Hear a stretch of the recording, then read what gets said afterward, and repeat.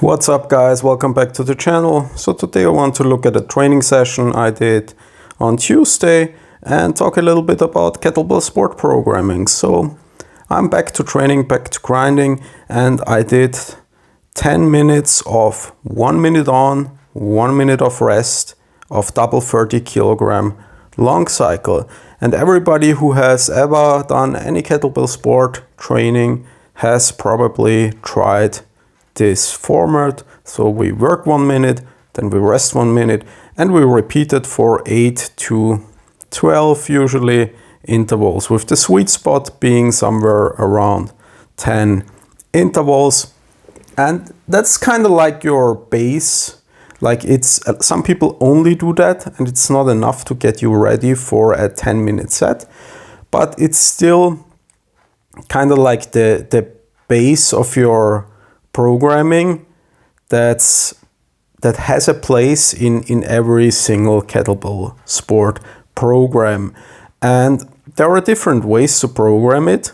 So 8 intervals would be a little bit on the lower side, and you can do that if you are working on pace or maybe with a heavier bell weight.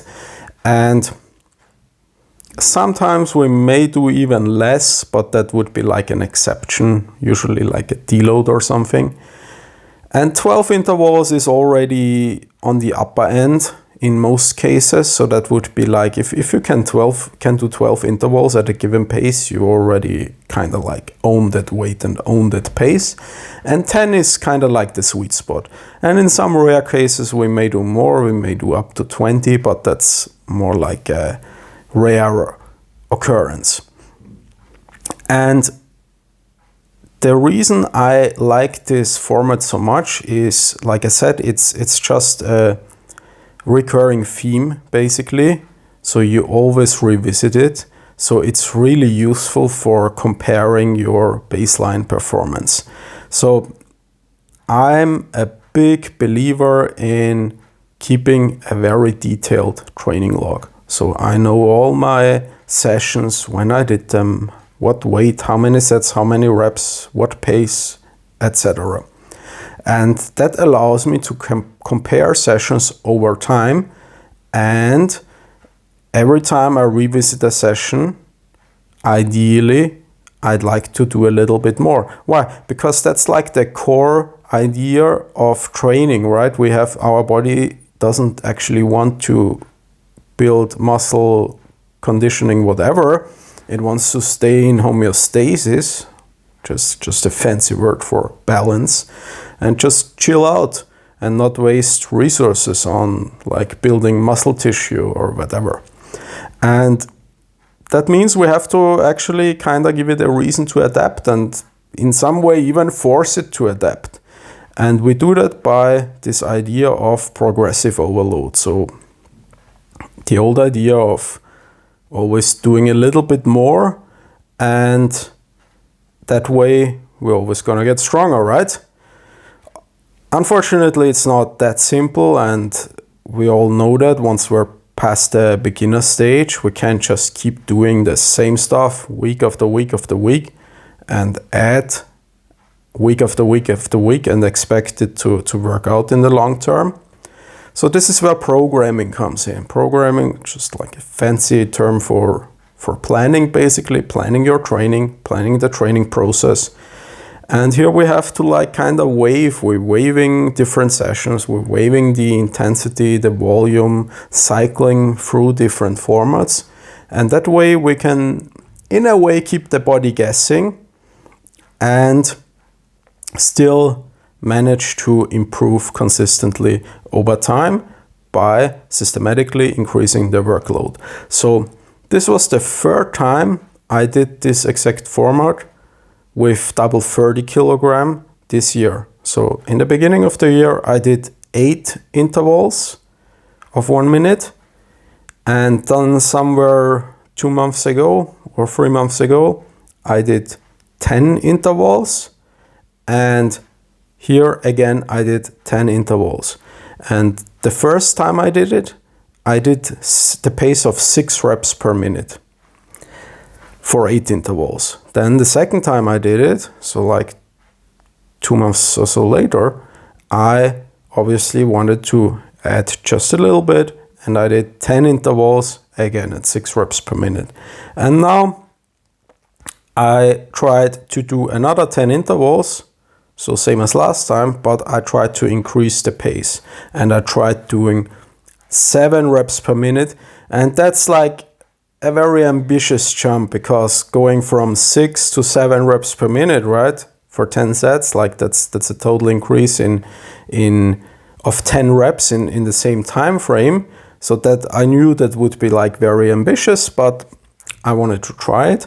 And spoiler alert, I didn't quite make it. I did manage to keep the pace of 7 RPM for the first 8 intervals, and then the last 2 intervals I only did 6 reps per minute. But still, overall, that's like a huge like volume PR. I think I did a total of 6 or 8 reps more than the last time I did that format. So that's kind of like the idea. Ideally, when you're doing basically any kind of cyclical work, you don't want your pace to drop towards the end, because it's just, for one, it's like psychologically, it's better to get in the habit of accelerating towards the end. And also, like physically, it's usually when you start too fast in endurance sport and you blow up and your pace drops, the result is worse. So ideally, you want to, like, it's called in running, for example, you would call it a negative split. It's when you're doing the second half faster than the first half. It's called a negative split. Or you want to like start with a pace and hang on to that pace for dear life and keep it constant throughout. But in real life, it doesn't always work out like that. So here I did the 8th set still at 7 RPM, and then I just was finished and I had to reduce it. And that's also like one of the advantages of that format is you can really like develop physically. So even if you're not interested in doing 10-minute sets, that one-on, one-off format is still very, very useful, because it just gets you a lot. You can get in a lot of reps, and you can also really push your cardiovascular system.